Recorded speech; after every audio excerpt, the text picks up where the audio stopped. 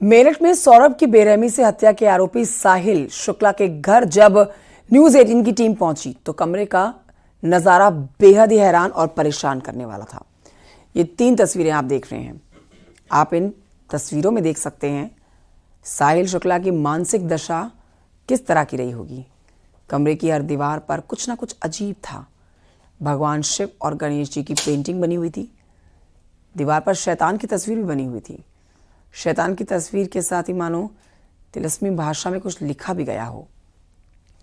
शैतान के सिर पर सितारे की आकृति में 4-6 सीधे शब्दों में लिखे थे, जबकि 1-6 उल्टा लिखा गया था। उसमें कुछ आकृतियां ऐसी थी जिनका जिक्र ईसाई धर्म में शैतान के लिए किया जाता है। सौरभ की हत्या का आरोपी साहिल शुक्ला नशे का आदी था। इसका खुलासा उसका कमरा भी कर देता है और पुलिस ने भी साफ किया है।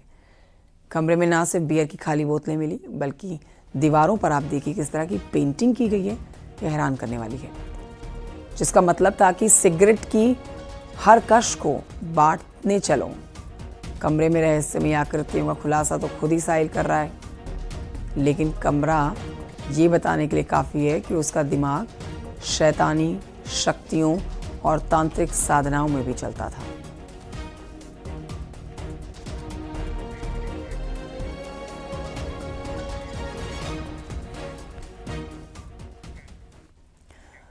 तो मेरठ में सौरभ मर्डर केस सुर्खियों में है। पत्नी और उसके बॉयफ्रेंड ने कत्ल की इस घटना को अंजाम दिया। दिल दहला देने वाली घटना, जो सुन रहा है उसके रोंगटे खड़े हो जा रहे हैं। कत्ल की यह वारदात किसी फिल्मी कहानी से भी कम नहीं है, जिसमें प्यार भी है, धोखा भी है, साजिश भी है। सौरभ मर्डर केस की इनसाइड स्टोरी आपको दिखाते हैं इस रिपोर्ट में।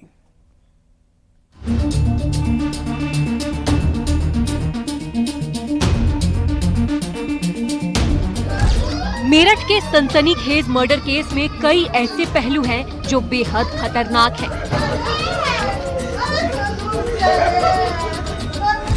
लंदन से लौटे सौरभ की हत्या के लिए मुस्कान ने ऐसी साजिश रची जिसे सुनकर बड़े बड़े अपराधी भी माथा पकड़ लेंगे। सौरभ को नींद की गोलियां दी गई और जैसे ही वो सोया, मुस्कान ने साहिल को कॉल की और कहा जल्दी आ जाओ, सौरभ सो गया है। बस फिर क्या था, सौरभ के पास बैठकर दोनों ने नशे किए और फिर बाथरूम में ले जाकर दोनों हाथ और सिर काट दिया। शरीर के पहले 4 टुकड़े किए और कुछ दूर तक घूमते रहे। जब ठिकाने नहीं लगा पाए तो साहिल के घर जाकर शरीर के टुकड़े रख दिए और सो गए। 4 मार्च को ड्रम खरीदा और शरीर के टुकड़े सौरभ के घर लेकर आ गए। सीमेंट लाए और ड्रम में ही टुकड़ों को जमा दिया। खाने में कुछ नशे के पदार्थ मिलाकर इन्होंने उसे बेहोश किया था सौरभ को। उसके बाद साहिल इनके घर पे आया था रात में, और रात में आने के बाद चाकुओं से वार कर उसके सीने पर उसकी हत्या कर दी गई थी। और उसके बाद ये बाथरूम में ले जाके उसका जो गर्दन है, सिर, उसको इन्होंने चाकू से काटा है और जो हथेलियां हैं उसको काट कर एक ड्रम में भरकर उसमें सीमेंट भर दिया था और उसको कमरे में छोड़कर ये दोनों ही लोग शिमला, मनाली और कसौल चले गए थे। हत्या से पहले मीट काटने वाला चाकू खरीदा गया और वारदात के बाद जब सौरभ के शरीर के टुकड़े सीमेंट के ड्रम में जमा दिए गए तो दोनों शिमला ले गए। वहां शादी कर ली, हनीमून मनाया, लेकिन 13 दिन बाद कत्ल की इस कहानी से पर्दा उठ गया। बाजार से मुस्कान ने खरीदा मीट काटने वाला चाकू, घंटा घर से लाश छिपाने के लिए ड्रम खरीदा, सीमेंट और रेत का घोल भी बनाया, बेड के अंदर से 2 बड़े बैग में भरे लाश के टुकड़े, हत्या से पहले खाने में दी नींद की गोली। घटना का राज किसी और ने नहीं बल्कि मुस्कान की मां ने ही खोल दिया और 6 घंटे की कड़ी पूछताछ के बाद सच सामने आ गया। उस दिन 12 बजे से भी ज्यादा रो रही थी तो हमने कहा घर पे आ जा, तू बता क्या बात हुई है। ये आई अकेले, मैंने कहा सौरभ कहाँ है? सौरभ आई नहीं बिल्कुल पीहू से मिलने। तो कह रही घबराई पहले तो। मैंने कहा बता क्या हुआ? मम्मी सौरभ नहीं रहा, रोते रोते बोली। मैंने कहा कैसे नहीं रहा, क्या हो गया, क्या बता? तो कहने लगी कि मम्मी उनका मर्डर हो गया। मैंने कहा मर्डर हो गया, किसने करा? तो उसने यही बताया कि उसके घर वालों ने मार दिया क्योंकि वो मुझे छोड़ नहीं रहे। सौरभ अच्छे घर से था और मुस्कान से लव मैरिज के बाद उसने अपना घर छोड़ दिया था। नौकरी के सिलसिले में सौरभ लंदन गया तो पुराने क्लासमेट साहिल और मुस्कान साथ आ गए और करीबी इतनी बढ़ गई कि सौरभ को ही रास्ते से हटा दिया। निखिल अग्रवाल, न्यूज़ 18, मेरठ।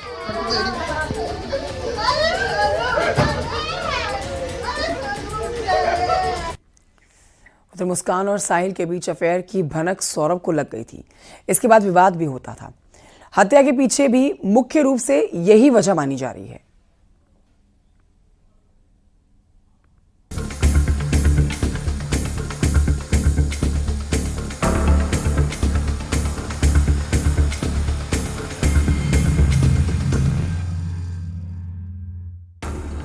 कातिल मुस्कान इतनी शातिर थी कि उसने लगातार सौरभ का मोबाइल चालू रखा। शिमला में बॉयफ्रेंड के साथ हनीमून के दौरान लोगों को बराबर मैसेज का रिप्लाई सौरभ के फोन से करती रही, जिससे किसी को शक न हो। हालांकि कोई कॉल रिसीव नहीं की। पुलिस को कुछ व्हाट्सएप मैसेजेस मिले हैं। मुस्कान और साहिल वापस मेरठ लौटे तो बेटी पापा से मिलने की जिद करने लगी। इसके बाद मुस्कान ने अपनी मां को हत्या की बात बता दी। मैंने भी बहला फुसला के उसके फेवर में रहे और फिर उससे कहा कि बेटा सच बता दे, तू फंस तो गई है, चाहे तूने करा है नहीं करा, तू जाएगी तो जेली। तो उसकी वही जब हम उसे लेके जाने लगे थाने, तो फिर उसके दिमाग में हमने फिर कहा, मैंने कहा बुलबुशु भी अभी भी बता दे, कुछ बात है। तब इन्होंने कहा कि मैं तेरा साथ दूंगा हमेशा, जो भी तूने करा है गलत बता। तब उसे लगा कि पापा मेरे फेवर में हैं। तब उन्हें सच्चाई बोली कि पापा मैंने और मेरे साथ एक लड़का था साहिल, उसने करे। क्या कहना है? क्या कह सकते हैं हम? यही कहेंगे कि उस लड़के के जस्टिस मिलना चाहिए। हमारा भी बेटा है, उन दूसरे के घर का बच्चा गया है। मैं ये दिखावे के लिए नहीं बोल रही, ये मेरे भगवान को पता है, ये मेरे बच्चों को पता है कि मैं ये केवल इसलिए कह रही हूँ कि सौरभ जानते हैं कि हमने उनकी रेस्पेक्ट करी और वो हमारी करते थे। साहिल और मुस्कान के अफेयर के बारे में सौरभ को भी भनक लग गई थी। सौरभ से विवाद भी हुआ था और मर्चेंट नेवी की उसकी नौकरी भी छूट गई थी। मुस्कान और सौरभ के बीच पैसा और लव अफेयर की टेंशन हुई और घटना इतनी बढ़ गई कि वारदात के रूप में सामने आई।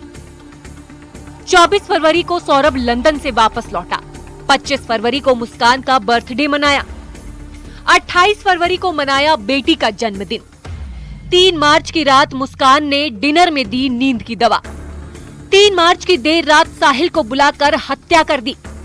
4 मार्च को बेटी के अपनी मां के घर छोड़ा, शिमला गई। 17 मार्च को शिमला से वापस मेरठ लौटी। 18 मार्च को पुलिस पहुंची, लाश ड्रम से बरामद की। 18 मार्च को पुलिस ने दोनों को अरेस्ट कर लिया। मुस्कान की मां भी साहिल को अच्छा इंसान नहीं मानती थी। मेरे को मेरे दोस्त ने, जो 2 साल से नशा दे रहा है मेरे को ला कर, वो यूं कह रहा है कि यार जो आगे नशे करने हैं तो इसे रास्ते से हटाना होगा। तो लड़की ने उसे खाने में कुछ नशीली दवाई दी। जब वो मतलब बेहोश हो गया तो अपने दोस्त को बुलाया। दोस्त ने के संग मिलके पहले सीने में चाकू मारे उसके, फिर घसीट के उसे बाथरूम में ले गए और वहां जाके उसके टुकड़े कर दिए। हमें बिल्कुल आइडिया नहीं था कि उसी के नंबर से कोई और उसका फोन चला रहा है। हम बिल्कुल नहीं समझ पाए। अगर हमें ऐसा कुछ पता होता तो हम तभी भागे चले जाते। मेरा तो भाई मुझे वापस चाहिए। सौरभ मर्डर केस में इतने पहलू शामिल हैं जो किसी फिल्मी कहानी से कम नहीं है। साहिल और मुस्कान के अफेयर और सौरभ मर्डर केस की कई कहानियां मेरठ ही नहीं पूरे देश में चर्चा में है। निखिल अग्रवाल, न्यूज़ 18, मेरठ।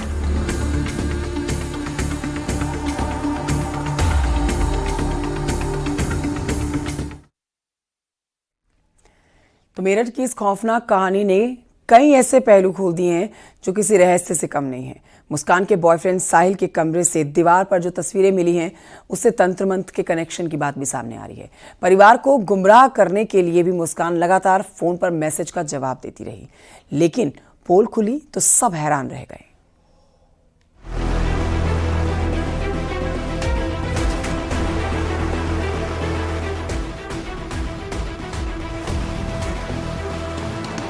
साहिल और मुस्कान की कहानी में एक ऐसा रहस्य भी है जो किसी तंत्र मंत्र और रहस्य की दुनिया की ओर भी इशारा करता है। साहिल के कमरे में देवी देवताओं की तस्वीरें बताती हैं कि उसके मन में क्या चल रहा था। कमरे में नशे का सामान और दीवार पर बनी तस्वीरें गवाही दे रही हैं कि कैसे एक सरफिरे ने हंसते खेलते परिवार को तबाह कर दिया। मुस्कान की मां ने उसके लिए सजाए मौत की मांग की है, क्योंकि उसने कहा कि ऐसी कातिल बेटी डायन समान है। वहीं दूसरी तरफ उसके जो प्रेमी है उसका जुड़ाव तंत्र मंत्र से है। उसके कमरे से जो चीजें बरामद हुई हैं उसे देखकर लोगों के होश फाख्ता हो गए। उसके कमरे से नमक, बिल्ली और एक ऐसा चित्र बरामद हुआ है जिसे शैतान का बताया जा रहा है। नहीं, ऊपर उसका कमरा करता होगा नशा, मैं ये नहीं कह रही शराब भी पी लेता है, नशा भी कर लेता है, ये नहीं कह रही कि नहीं करता, काके में कर लेता है, काके में ये है। तो काम क्या करे, जो कहाँ से पैसे ला रहा था, वो क्या काम करे? अरे मैं बता तो रही हूँ, कुछ लैपटॉप पर कुछ काम करता था। उसने कभी किसी लड़की के बारे में तुम्हें बताया? ना, वो तो किसी से कुछ कह सकता था। साहिल ने स्नैपचैट पर 3 अकाउंट बना रखे। माँ भाई बनकर मुस्कान से बात करता था।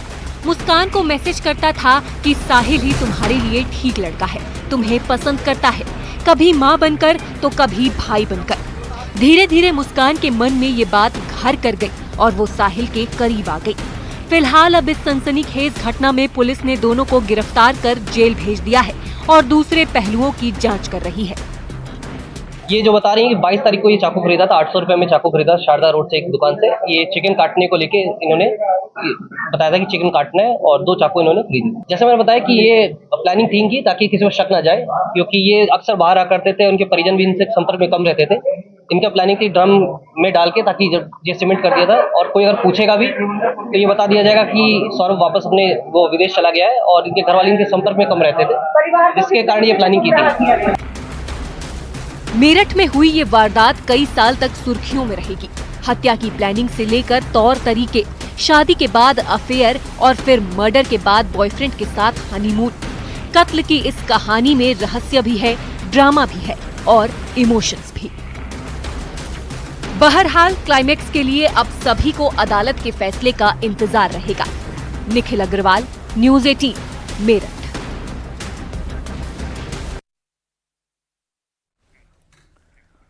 सौरभ मर्डर केस की कड़ियां और खौफनाक तरीका देखकर एक्सपर्ट्स भी हैरान हैं। पोस्टमार्टम रिपोर्ट की फौरी जानकारी देखकर डॉक्टर हैरान रह गए। ऐसी घटना उनके जीवन में पहली बार सामने आई है। मनोवैज्ञानिक भी कह रहे हैं कि ये कोई साधारण घटना नहीं है। रिपोर्ट देखें।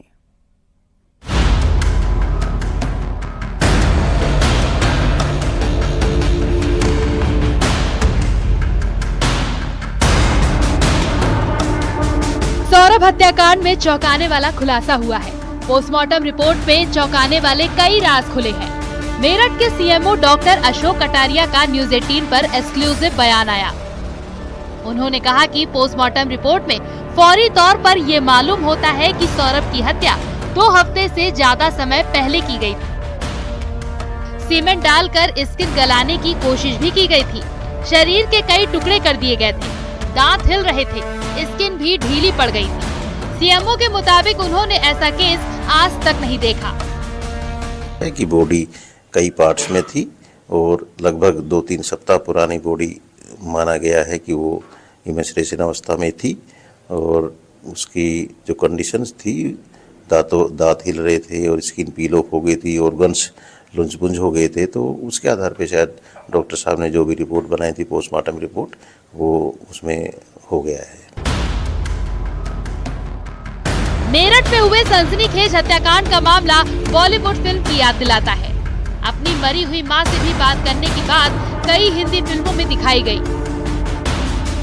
मेरठ में हुए इस हत्याकांड का सच बिल्कुल फिल्मी कहानी जैसा है। कातिल मुस्कान और उसके बॉयफ्रेंड पर ऐसा दिमागी जुनून सवार था कि सौरभ को पहले नशीली दवा दी गई, फिर सिर को धड़ से अलग कर दिया गया और फिर ड्रम में लाश और उसके टुकड़ों को रखकर सीमेंट और रेत का घोल बनाकर डाल दिया गया। साहिल के कमरे की दीवार पर बनी तस्वीरें इस मनोदशा को बयां कर रही हैं। घटना को लेकर मनोवैज्ञानिक भी हैरत में हैं और प्लेसिबो सिंड्रोम का केस बता रहे हैं। यही बात सोचते रहो, यही बात समझते रहो तो आपको वही चीज सच लगने लग जाएगी और आप उसी चीज को मानने लग जाएंगे। तो बिल्कुल पॉसिबिलिटी है, प्लेसिबो इफेक्ट हम कहते हैं कि कुछ अगर कोई इंसान को आप पूरे विश्वास से पूरे भरोसे से एक आप कभी यूं बोलो पैरासीटामोल आप ये खा लो और सारी प्रॉब्लम सॉल्व हो जाएंगी, वो भी हो सकता है। विश्वास का ही तो सारा खेल है, तो अगर वो तांत्रिक पे वही विश्वास है तो क्या पता उसकी बात ही। पर ये भी फिर बात है कि अगर कोई एक ऐसा डिसऑर्डर कंटिन्यूअसली चलता ही रहता तो वो नॉर्मल लाइफ में कैसे वापस चले गए, वो दूसरे इंसान के साथ कैसे घूम रहे हैं। अगर ये वाली चीज एक्चुअली एक डिसऑर्डर और पूरे टाइम रहता तो फिर वो आगे भी तो काम नहीं कर पाते। इस केस में कहानी कातिलाना है, ऊपरी आवाजें आने जैसा डिसऑर्डर हो जाता है। ऐसे में इस डिसऑर्डर को नकारा नहीं जा सकता। लेकिन सवाल ये भी है कि इतना सब होने के बाद शिमला और मनाली जाकर हनीमून और फिर लौटकर नॉर्मल लाइफ जीना सवाल भी खड़ा करता है कि कहीं पुलिस को गुमराह करने की साजिश तो नहीं। बहरहाल कातिल मुस्कान और उसका बॉयफ्रेंड कानून के शिकंजे में है। उमेश श्रीवास्तव, न्यूज़ 18, मेरठ।